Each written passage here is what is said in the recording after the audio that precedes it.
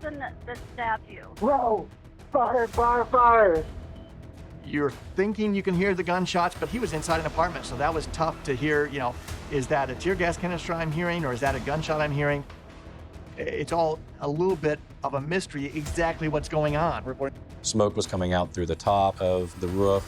It was coming out from underneath the door and around it. And at one point, it got so hot and so smoky that we had to back away because we were all kind of coughing at that moment.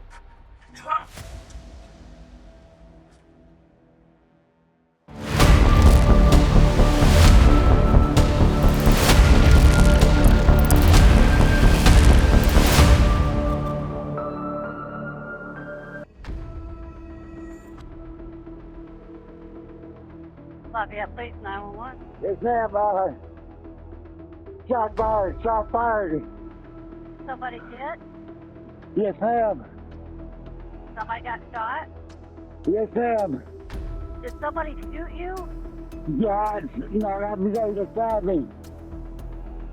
You're stabbed. Yes, ma'am. Okay, is the person there that did it? Yes, ma'am, I think so. Where are they at? Who is it? I don't know. Where's the person that stabbed you? Whoa! Fire! What? Fire! Okay, what's that noise going on? Are you still there? Police arrived at the scene after a 911 call from Jimmy Knight, who said his landlord and roommate had been stabbed inside the house. 2 officers were already up at the front door. You could see the flames coming out of the side window that's next to the front door, and they were trying to kick in the front door. What? Right. Hit. Do it again. I was worried. Obviously, the heat is a big factor because if anything goes, or we don't know what's inside this house. What, do you guys have a gas mask in your car? I do not. Who is that? That is the guy that I think is stabbed. Trying nothing. Hold on. You don't know. Yeah, we're hitting it right now. We had to back away from the front door because the heat from the fire that was in that area, and plus the flames I saw inside the window, and all that was coming out towards the front door. So smoke was coming out through the top of the roof. It was coming out from underneath the door and around it. And at one point, it got so hot and so smoky that we had to back away because we were all kind of coughing at that moment. It was a chaotic situation. We had the house fire, which was going up, and we had possibly another person still inside the house. So we couldn't account for an end or even what was going on in there. Other than that, we also have a suspect. Where is that suspect? Is he here? Is he planning an ambush, or what are we looking at? You had a lot of factors going into it. We had the victim that needed to be attended to for medical purposes. We didn't know exactly how bad those wounds were. Yeah, we need to probably get him moved if we can. Hey, do you want to glove up? We're going to carry him away. The victim was safe, but the house caught more fire. Due to not being able to make entry into the front of the house, we made our way around to the side of the house to see if there was any other entry points, at which time, when we go around, we noticed there was blood on a window. Blood crawls up this.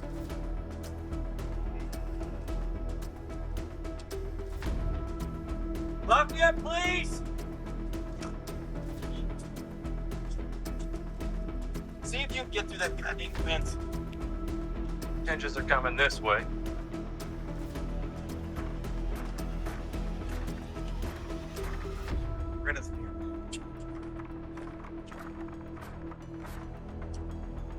Man. When we went to the backyard, there was a deck back there. We went up to the back door. Lafayette, please! We saw that the screen door was closed, and then the actual hard door on the inside was wide open. I hear something in there. God! I can hear me. That roof is completely. Lafayette Police. Please! No! Come to my point! So we started yelling in to try to get attention of anybody that may be inside. Get down on the ground and come towards our boys. Stay low. Anything to try to stir anybody and try to get them to us, get them out of that house that is completely on fire. Eventually, it just got to the point where that black smoke was coming out so thick that we had to back off because we all were coughing. Get out the smoke. Go. That fire either Jeff. After the firefighters arrived, they found one man, Ron Wiles. This crime scene was a little bit different because, in a fire, you're gonna lose a lot of things. You're gonna lose DNA, you're gonna lose fingerprints. So we try to keep everything intact as best as possible to get the best evidence that we can send to the lab to help us put these pieces of this puzzle together. During the initial phases of our crime scene analysis, when Ron was located, officers and detectives got in there and they seen that he had gunshot wounds. The cause of death was the gunshot wounds to major organs. This was a homicide. The evidence that was found at the scene was shell casings, a knife, and blood. There was also a pour pattern of ignitable substance. Close to the bed was Ron's wallet with his driver's license through Indiana, and it had been gone through. Is this also a robbery? With a crime scene or anything like this, and in this case in particular, there was an immense amount of evidence. When you see multiple things going on at a crime scene, your head starts to spin. After the house burned, investigators collected many objects as evidence and then went to the hospital to meet Jimmy Knight.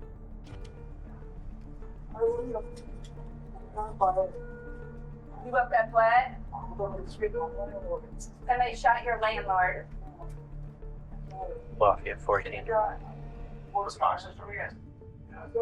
My secretary is saying that someone shot the landlord in the house that he was in with him.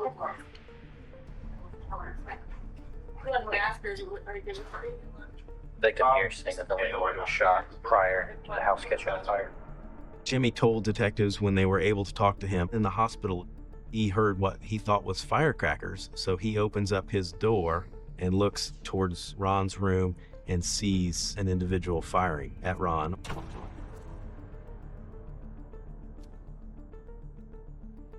And then when he surprised this individual, he fought for the gun.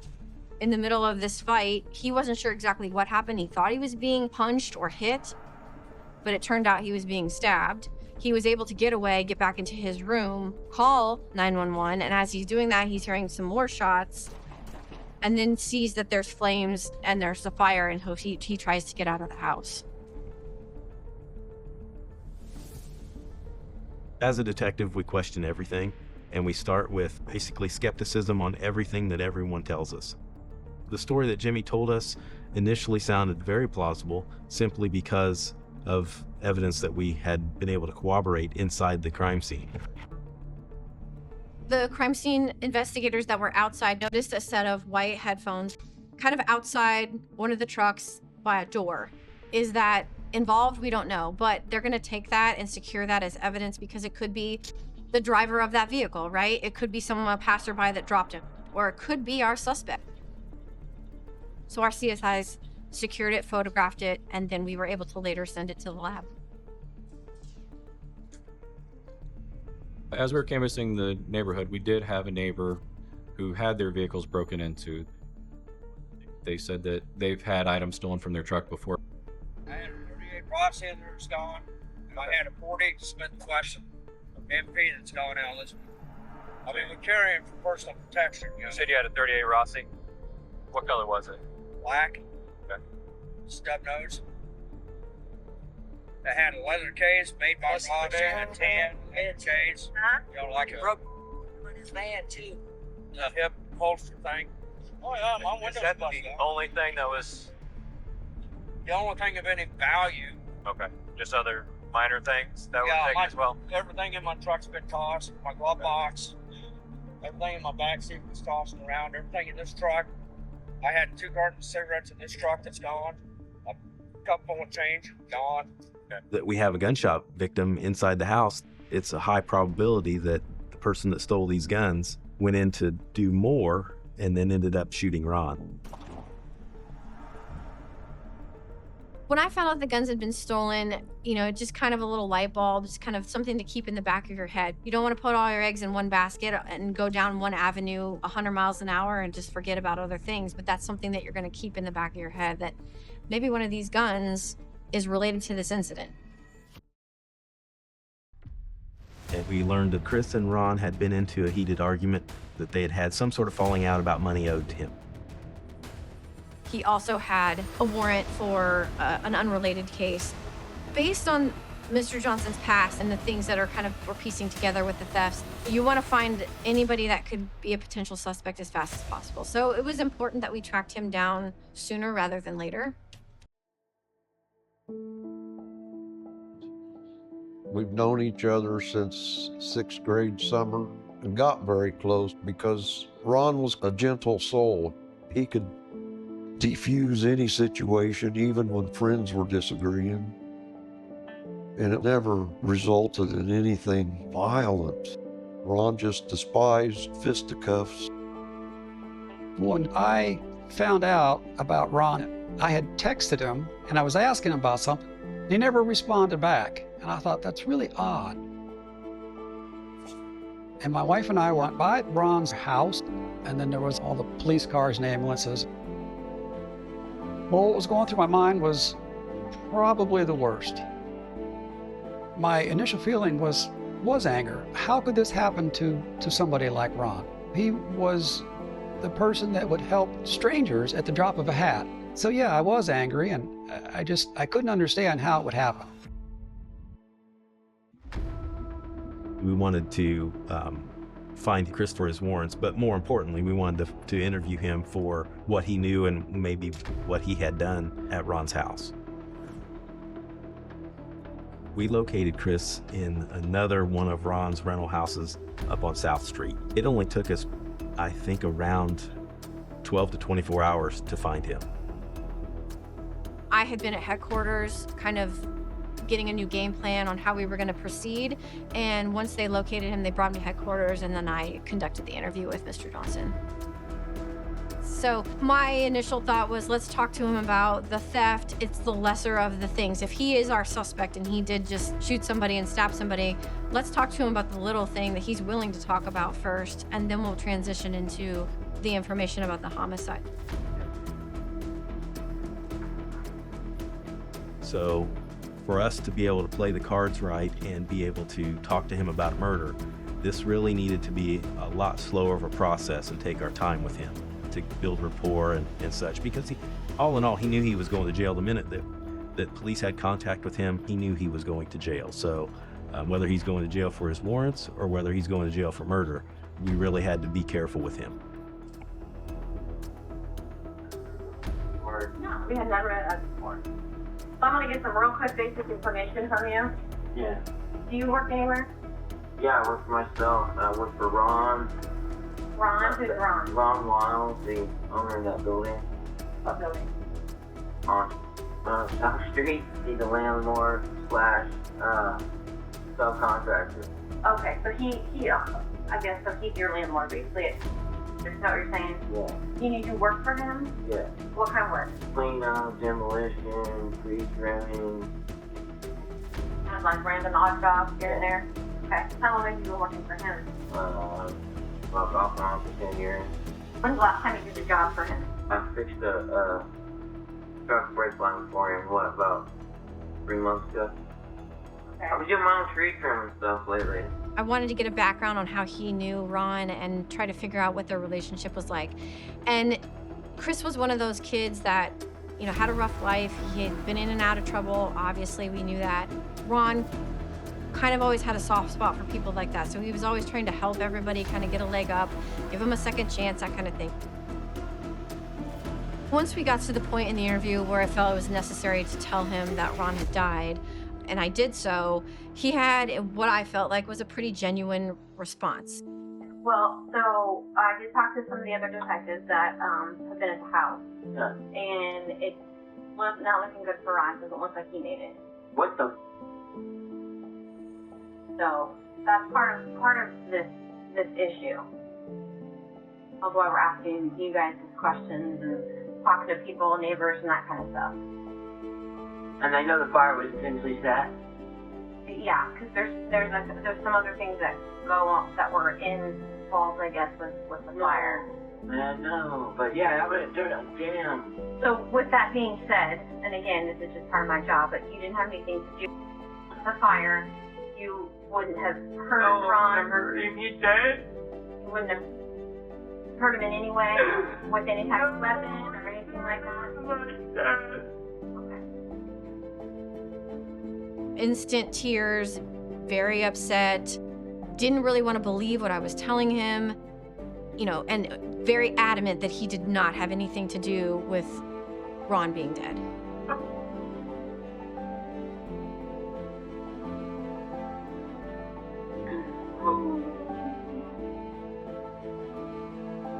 Now, I'm gonna ask, who would have done this to Ron then? Give us some information on where do we go next? If it's not you, then who? Who would have had an issue with Ron? How can we find the person that would maybe argue with him? Have any information that would help us? Now would be the time to talk about it. If you would have been mad at Ron in the last year, let's see, if you would have been mad at Ron in the last year. Well, maybe let's narrow that down to like last couple months. Rick him got into it. He kicked Andrew Alcorn off this property.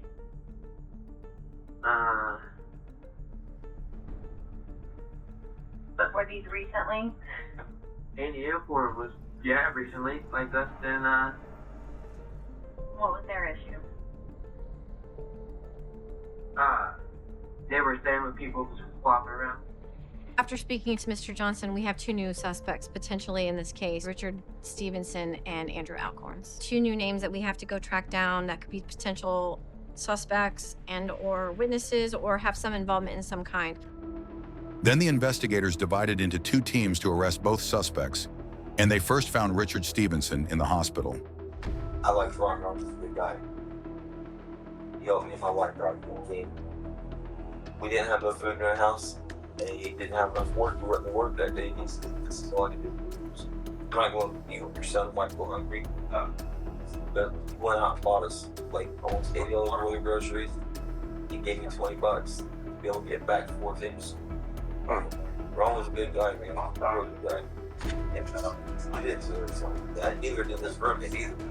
He told us that Ron was always trying to help everybody kind of get a leg up, give him a second chance. He told us that he didn't have any involvement in the killing of Ron, and he denied knowing anything about it, not being involved at all. Look, your mom gave me out. It's just $35 right now to go get his old lady out of jail. Swear to God, he kept saying every day, "I'm gonna rob him." That he was talking about robbing him on Saturday? Yeah, that's the day that What was his exact words? He said, "I'm gonna rob this fat son, get my wife out of jail." And that son of a was Ron? Yes. And then to get his wife out of jail? His wife died. His wife died, but his girlfriend was in jail. Okay. So to get his girlfriend out of jail? Yes, his girlfriend. I didn't even say his wife because his wife was died. His wife died previously, a couple days before that. The old lady got arrested. And Ron kicked him out of the little day houses he had. I kicked him off the property. And that's what he was saying. I'm gonna rob his son. And recently he kept saying, "Saturday, I'm gonna go get him. I'm gonna get him on Saturday right after he claimed he collects all his rent money. Kill his son. Take everything he got." Andrew Alcorn's girlfriend, Paige Berry, was the name that came up in an interview when we talked to Richard. He told us that we probably needed to focus on looking for or finding Alcorns based on the fact that he knew Alcorns had been asking a lot of people for money because Paige had gotten arrested and she needed bond money. And Alcorns is kind of one of those guys that's just a little out there, volatile, I guess. When did you talk to him? When did he say that? Yeah, he said that once. Ron's place. When was the last time you said it? Probably about a week before Ron got killed. I mean, it just makes sense to me. It was a Saturday. He's saying he's gonna kill him. It was a Saturday that it all happened. So he said, "I'm gonna go kill Ron to go get money to get his girlfriend out of jail." Yeah, that's what he wanted. He said he was gonna kill Ron because he needed $1,000 to get his old lady out of jail. Gotcha.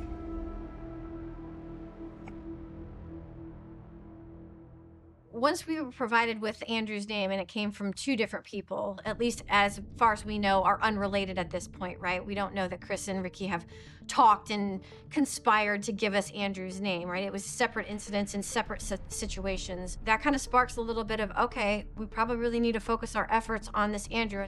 We're feeling like maybe we're on the right track here. So we want to find him, want to narrow down where he's at, lock him into a statement. When we started digging into Andrew Alcorn's, we noticed he had some legal issues in other areas and other problems, and very similar instances were occurring that had occurred in our city, had occurred in their city as well, with stolen cars and stolen property. We found out that Andrew Alcorn's and Paige both had been kicked out of one of Ron's apartments, and she had been arrested in a different county a couple days prior.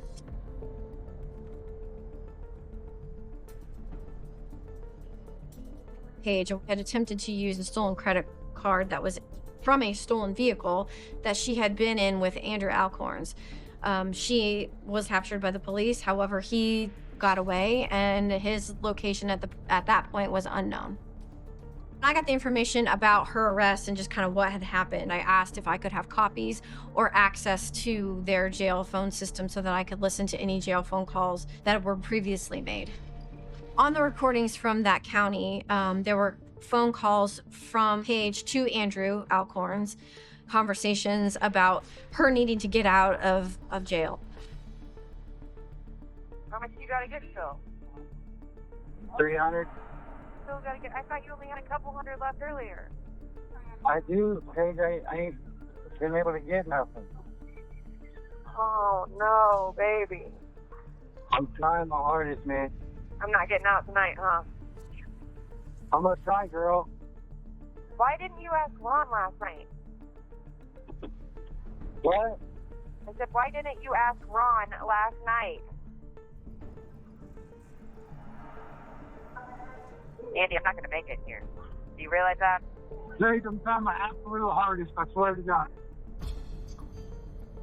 Once we learned what we learned from Paige and Andy's phone call, we thought that the financial resource that Ron would provide for Paige to get out of jail was absolutely a motive for this crime. We need to find this guy quickly because he could be a potential threat. He could do something else now. I mean, he's kind of running amok, and his world is starting to slowly crash in on him.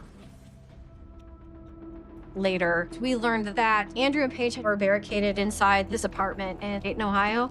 The Dayton Police Department surrounded the house. They had assembled their SWAT team and their negotiating team. We know him to be volatile. We know him to have guns. And so I wasn't completely sure that we would arrive and Alcorn's or Paige would still be alive by the time I got there. I was with a photographer that day that listens to a police scanner a lot. So he was listening to that, and he goes, hey, they're surrounding an apartment building on Arnold Place, and it sounds like they're looking for a homicide suspect. So we're like, let's go over there. Maybe we get them being brought out, get video of them being put in a cruiser, and hey, we got an extra thing for our news. When you're trying to cover an event like this, I mean, you're seeing and hearing the tear gas being fired. You're thinking you can hear the gunshots, but he was inside an apartment, so that was tough to hear, you know, is that a tear gas canister I'm hearing, or is that a gunshot I'm hearing? It's all a little bit of a mystery exactly what's going on. I was back and forth with the SWAT team and the negotiators. They had said that they heard one single gunshot. It didn't come from any of them on the outside. So they believed that inside the apartment, one round had been fired. They had attempted several times to make contact with Andrew in the apartment. At some point, Alcorn's gun had jammed and given Paige the opportunity to basically flee the apartment. Once Paige was able to flee, get to safety, Dayton PD was getting ready to make a dynamic entry into the building. They heard another shot. They had said that they heard one round had been fired. They found Andrew in the closet with what appeared to be a self-inflicted gunshot wound, but he did not die. The apartment was searched. Semi-automatic handgun was located along with ammunition, and then there was drugs and drug paraphernalia also located.